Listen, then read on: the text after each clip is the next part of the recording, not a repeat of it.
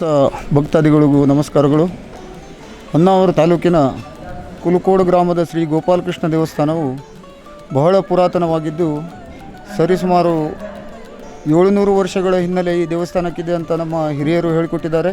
ಈ ಒಂದು ದೇವಸ್ಥಾನದಲ್ಲಿ ಒಂದು ಜೀರ್ಣಾಷ್ಟಬಂಧ ಕಾರ್ಯಕ್ರಮವನ್ನು ನೆರವೇರಿಸಬೇಕಂತ ನಮ್ಮ ದೇವಸ್ಥಾನದ ಆಡಳಿತ ಕಮಿಟಿಯ ಸದಸ್ಯರು ಹಾಗೂ ಊರ ನಾಗರಿಕರು ಹಾಗೂ ಜೀರ್ಣಾಷ್ಟಬಂಧ ಸಮಿತಿ ಅಂತ ಮಾಡಿಕೊಂಡು ಆ ಜೀರ್ಣಾಷ್ಟಬಂಧ ಸಮಿತಿಯ ಸದಸ್ಯರೆಲ್ಲರೂ ಸೇರಿ ಈ ಒಂದು ಇದೇ ಬರುವ ದಿನಾಂಕ 21ರಿಂದ 25ರ ತನಕ ಈ ಒಂದು 5 ದಿನಗಳ ಕಾರ್ಯಕ್ರಮವನ್ನು ಹಮ್ಮಿಕೊಂಡಿದ್ದೇವೆ. ಈ 5 ದಿನಗಳ ಕಾರ್ಯಕ್ರಮದಲ್ಲಿ ದಿನಾಂಕ 23/4/26ರಂದು ದೇವರ ಜೀರ್ಣಾಷ್ಟಬಂಧ ಕಾರ್ಯಕ್ರಮ ನಡೆಯಲಿಕ್ಕಿದೆ ಹಾಗೂ ದಿನಾಂಕ 25/4/26ರಂದು ಪೂರ್ಣಾಹುತಿ ಕಾರ್ಯಕ್ರಮದೊಂದಿಗೆ ನಮ್ಮ ಕಾರ್ಯಕ್ರಮ ಸಂಪನ್ನಗೊಳ್ಳಲಿದೆ. ಈ ಒಂದು ಕಾರ್ಯಕ್ರಮಕ್ಕೆ ಬಹಳಷ್ಟು ಜನ ದಾನಿಗಳು ತಮ್ಮ ಯಥಾನುಸಾರ ಭಕ್ತಿಯಾನುಸಾರ ದೇಣಿಗೆಯನ್ನು ನೀಡಿ ಸಹಕರಿಸಿದ್ದಾರೆ ಹಾಗೂ ಊರ ನಾಗರಿಕರು ಕೂಡ ಹೆಚ್ಚಿನ ಸಂಖ್ಯೆಯಲ್ಲಿ ದೇಣಿಗೆಯನ್ನು ನೀಡಿ ಸಹಕರಿಸಿದ್ದಾರೆ. ಈ ಒಂದು ಕಾರ್ಯಕ್ರಮಕ್ಕೆ ಈ ವಾಹಿನಿಯ ಮೂಲಕ ಸಮಸ್ತ ಭಕ್ತಾದಿಗಳಿಗೂ ನಾನು ಈ ಒಂದು ಕಾರ್ಯಕ್ರಮಕ್ಕೆ ಆಹ್ವಾನವನ್ನು ನೀಡ್ತಾ ಇದ್ದೇನೆ.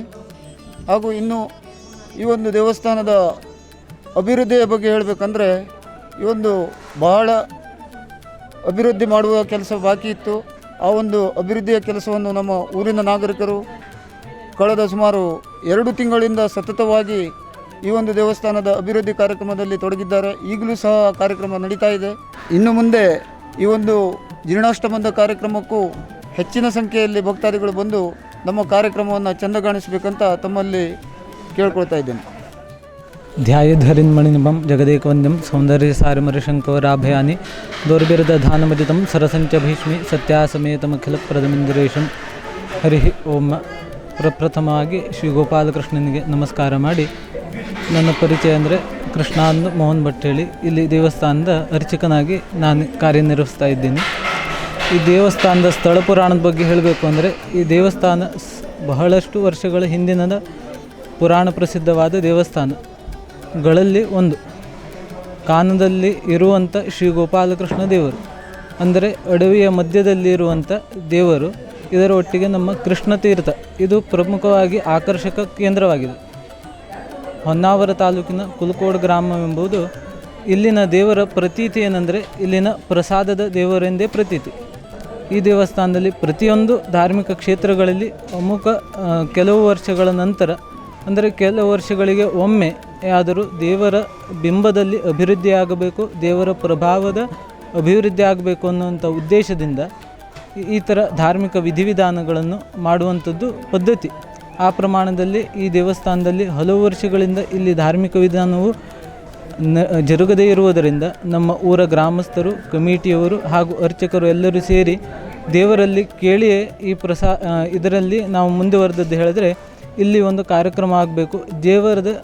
ಪ್ರಧಾನ ದೇವರ ಜೀರ್ಣವಾದಂಥ ಅಷ್ಟಬಂಧ ಪುನಃ ನಿರ್ಮಾಣವಾಗಬೇಕು ಹೇಳುವಂಥ ಉದ್ದೇಶದಿಂದ ಜೀರ್ಣಾಷ್ಟಬಂಧವೆಂಬ ಕಾರ್ಯಕ್ರಮ, ಅದರ ಒಟ್ಟಿಗೆ ಈ ದೇವಸ್ಥಾನದಲ್ಲಿ ರಾಕ್ಷೋಗ್ನ ವಿಧಾನ ಹಾಗೂ ನವಗ್ರಹ ಪುರಸ್ಸರ ವಾಸ್ತು ಹವನ ಹಾಗೂ ಅಘೋರಾಸ್ತ್ರ ಹವನ ಹಾಗೂ ಗಾಯತ್ರಿ ಪುರಶ್ಚರಣ ಹವನ ಹಾಗೂ ನಾರಾಯಣ ಉಪನಿಷತ್ ಮಂತ್ರದಿಂದ ಹವನ ಹಾಗೂ ಪರಿವಾರ ದೇವರುಗಳ ಕಲಾಭಿವೃದ್ಧಿ ಹವನ, ಹೀಗೆ ಧಾರ್ಮಿಕ ವಿಧಿವಿಧಾನವನ್ನು ಇದೇ ವೈಶಾಖ ಶುಕ್ಲ ಚತುರ್ಥಿಯಿಂದ ಆರಂಭವಾಗಿ ವೈಶಾಖ ಶುಕ್ಲ ನವಮಿಯವರೆಗೆ ಈ ಕಾರ್ಯಕ್ರಮವು ನಡೆಯುತ್ತದೆ. ಇದರಲ್ಲಿ ನಮ್ಮ ಗ್ರಾಮಸ್ಥರು ಎಲ್ಲರೂ ಸೇರಿ ಇದರಲ್ಲಿ ಕಾರ್ಯಕ್ರಮದಲ್ಲಿ ಭಾಗವಹಿಸ್ತಾರೆ. ಹಾಗೂ ಇದರ ಮುಖಾಂತರ ಹೇಳುವುದೆಂದರೆ ಇಲ್ಲಿ ಇರುವಂಥ ಸದ್ಭಕ್ತರು ಕೂಡ ಈ ಕಾರ್ಯಕ್ರಮದಲ್ಲಿ ಈ ನಡೆಯುವಂಥ 23ರಲ್ಲಿ ಜೀರ್ಣಾಷ್ಟಬಂಧ ಕಾರ್ಯಕ್ರಮ ಹಾಗೂ 25ಕ್ಕೆ ಪೂರ್ಣಾಹುತಿ ಕಾರ್ಯಕ್ರಮಕ್ಕೆ ಎಲ್ಲರೂ ಬಂದು ಅವರ ಇಚ್ಛಾನುಸಾರ ಅವರ ಸೇವಾದಿಗಳನ್ನು ಮಾಡಿ ದೇವರ ಕೃಪೆಗೆ ಪಾತ್ರರಾಗಬೇಕೆಂದು ವಿನಂತಿ ಮಾಡಿಕೊಳ್ತೀನಿ.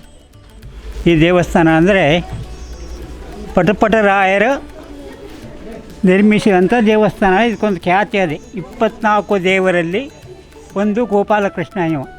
ಇಲ್ಲಿ ನಮ್ಮ ಕಡೆಗೆ ಇದ್ದಿದ್ದು ಹೇಳಬೇಕಿದ್ರೆ ಕುಲಕೋಡದಲ್ಲಿ ಗೋಪಾಲಕೃಷ್ಣ, ಕಡೆಗೆ ದಿಬ್ಬಣಗಲದಿಂದ ಒಳಗೆ ಕಾನ್ಗೋಡು ಚೆನ್ನಕೇಶವ ದೇವಸ್ಥಾನ. ನಮ್ಗೆ ಗೊತ್ತಿದ್ದ ಪೈಕಿ 2 ದೇವಸ್ಥಾನ ಉಂಟು ಇಲ್ಲಿ.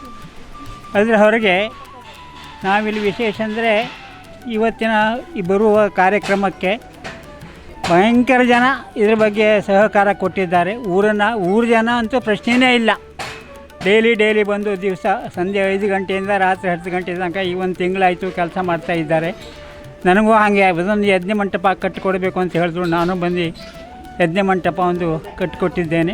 ಈ ಯಜ್ಞ ಮಂಟಪ ಕಟ್ಟಲಿಕ್ಕೆ ಶುರು ಮಾಡಿ ನಾನು 1998ರಲ್ಲಿ ನಾನು ಪನ್ವೇಲ್ದಲ್ಲಿ ಶುರು ಮಾಡಿದ್ದು.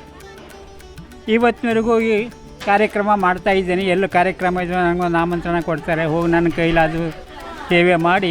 ಪುಕ್ಸಾಟೆ ಮಾಡೋದಿಲ್ಲ, ಆದರೆ ಒಂದು ದೇವರ ಸೇವೆ ಮಾಡಿ ಅದಕ್ಕೆ ಎಷ್ಟು ತಗಲಿದೆ ಅಷ್ಟು ಮಾತ್ರ ನಾನು ತಗೊಳ್ಳೋದು ಅಭ್ಯಾಸ ಇಟ್ಕೊಂಡಿದ್ದೆ. ಅದು ಮಾಡಿಕೊಡೋದು ನನ್ನೊಂದು ಕಾರ್ಯಕ್ರಮ. ಇಷ್ಟೊತ್ತಿಗೆ ನನ್ನ ಸಣ್ಣ ಒಂದು 75 ಯಜ್ಞ ಮಂಟಪ ಆಯ್ತೇನೋ ಇಷ್ಟು ಮಾಡಿದ್ದೇನೆ. ಇದೇ ರೀತಿ ನನಗೆ ಮುಂದೆ ದೇವರು ಶಕ್ತಿ ಸಾಮರ್ಥ್ಯ ಕೊಡಬೇಕು ಅಂತೇಳಿ ದೇವರ ಪ್ರಾರ್ಥನೆ ಮಾಡಿಕೊಂಡು ನನ್ನೊಂದು 2 ಮಾತನ್ನು ಮುಗಿಸ್ತೀನಿ. ಸರ್ವ ಸದ್ಭಕ್ತರಿಗೂ ಆತ್ಮೀಯವಾದ ನಮಸ್ಕಾರ.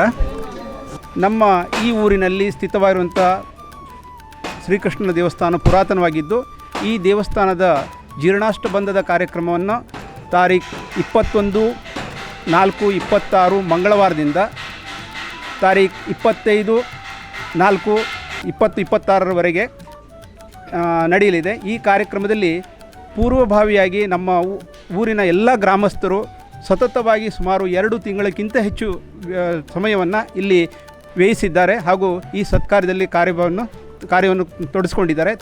ಈ ಕಾರ್ಯಕ್ರಮಕ್ಕೆ ತಾವೆಲ್ಲರೂ ಕುಟುಂಬ ಸಮೇತರಾಗಿ ಬಂದು ಭಗವಂತನಾದ ಶ್ರೀಕೃಷ್ಣನ ಕೃಪಾ ಆಶೀರ್ವಾದಕ್ಕೆ ಪಾತ್ರರಾಗಬೇಕು. ನಮ್ಮ ಊರಿನ ಸಮಸ್ತರ ಪರವಾಗಿ ಹಾಗೂ ಜೀರ್ಣಾಷ್ಟಬಂಧ ಸಮಿತಿಯ ಪರವಾಗಿ ಹಾಗೂ ಆಡಳಿತ ಕಮಿಟಿಯ ಪರವಾಗಿ ನಿಮ್ಮನ್ನು ವಿನಯಪೂರ್ವಕವಾಗಿ ವಿನಂತಿಸ್ತಾ ಇದ್ದೇನೆ.